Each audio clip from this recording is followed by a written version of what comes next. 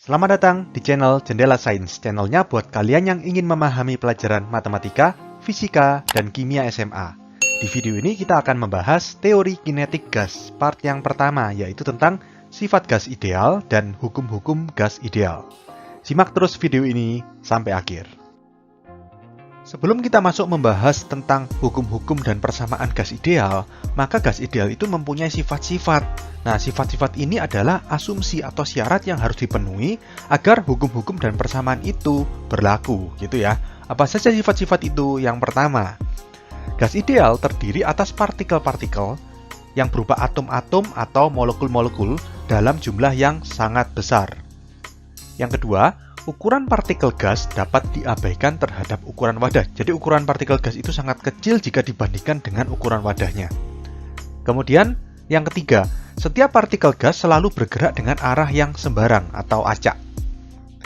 Yang keempat, partikel gas tersebar merata pada seluruh ruangan dalam wadah.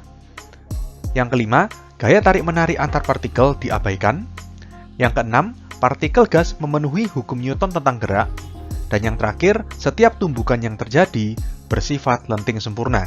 Jadi sifat-sifat ini, atau bisa dikatakan ini syarat-syarat ya. Kalau misalkan gas itu memenuhi syarat-syarat ini, berarti bisa dikatakan gas itu adalah gas ideal. Kalau gas itu termasuk gas ideal, maka hukum-hukum dan persamaan gas ideal itu berlaku pada gas tersebut. Oke?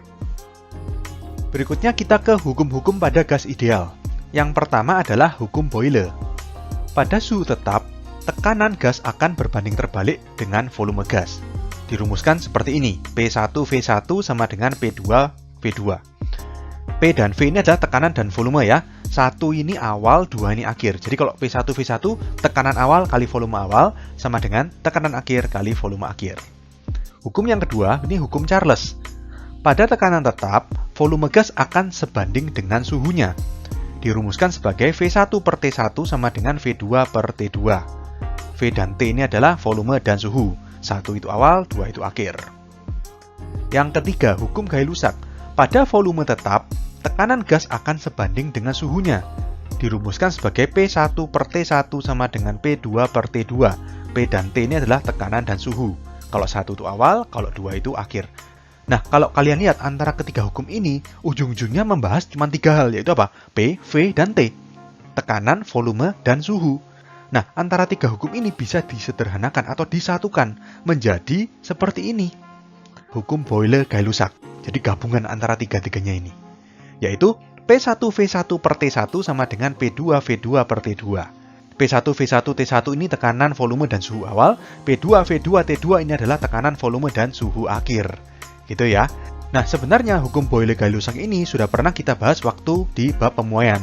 Jadi di sini P dan V ini satuannya nggak harus SI, nggak apa-apa, makanya nggak saya tulis di sini satuannya. Asalkan konsisten. Kalau P1 satuannya kita pakai ATM gitu ya, nggak apa-apa, nggak harus SI Pascal, nggak apa-apa. P1-nya dalam ATM, tapi konsisten. P2-nya juga harus dalam ATM. V juga sama, nggak harus SI meter kubik, nggak apa-apa. Misalkan gini ya, V1-nya kita pakai cm kubik, maka V2-nya juga harus konsisten, pakai cm kubik juga. Tapi khusus untuk suhu, ini harus pakai Kelvin, nggak boleh pakai Celsius atau Fahrenheit atau Reaumur, nggak boleh. Harus dalam Kelvin. Oke, paham ya? Kita langsung ke contoh soal. Gas ideal memiliki volume 100 cm3 saat suhunya 27 derajat Celcius dan tekanan 1 atm. Jika suhunya naik menjadi 87 derajat Celcius dan tekanan dinaikkan menjadi 2 atm, berapa volume gas sekarang? Jadi kita data dulu yang diketahui, yang di sini volumenya berarti V1 ya, V1-nya 100 cm3. Biarkan cm3 nggak apa-apa, nggak usah dijadikan SI. Kemudian suhunya, nah kalau suhu harus jadikan Kelvin ya. T1-nya 27 tambah 273. Kalau kita hitung hasilnya 300 Kelvin. Tekanan P1, 1 atm, biarkan atm nggak apa-apa. Lalu jika suhunya naik berarti T2. Menjadi 87 derajat Celcius, 87 ditambah 273. Hasilnya adalah 360 Kelvin. Dan tekanan dinaikkan berarti P2 ya, menjadi 2 atm. Tentukan volume gas sekarang, V2-nya berapa? Kita langsung masukkan ke hukum Boyle-Gay-Lussac. P1 V1 per T1 sama dengan P2 V2 per T2. P1 di sini 1 ATM, sorry 1, V1 100 per T1 300 sama dengan P2 2 ATM, V2 ditanyakan per T2 360. Di sini kita coret-coret dulu, 100 dan 300 ini tinggal 3 di bawah ya.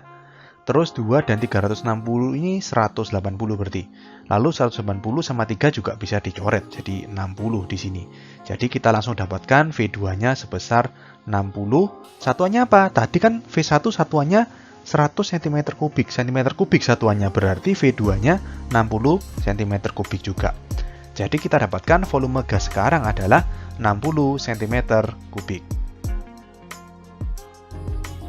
Oke, sekian untuk video kali ini. Untuk melihat playlist lengkap dari bab ini, bisa kalian klik thumbnail playlist yang ada di sebelah kanan atas ini. Jika ada pertanyaan, saran, maupun kritik, bisa kalian tulis di kolom komentar. Semoga bermanfaat dan sampai jumpa di video selanjutnya.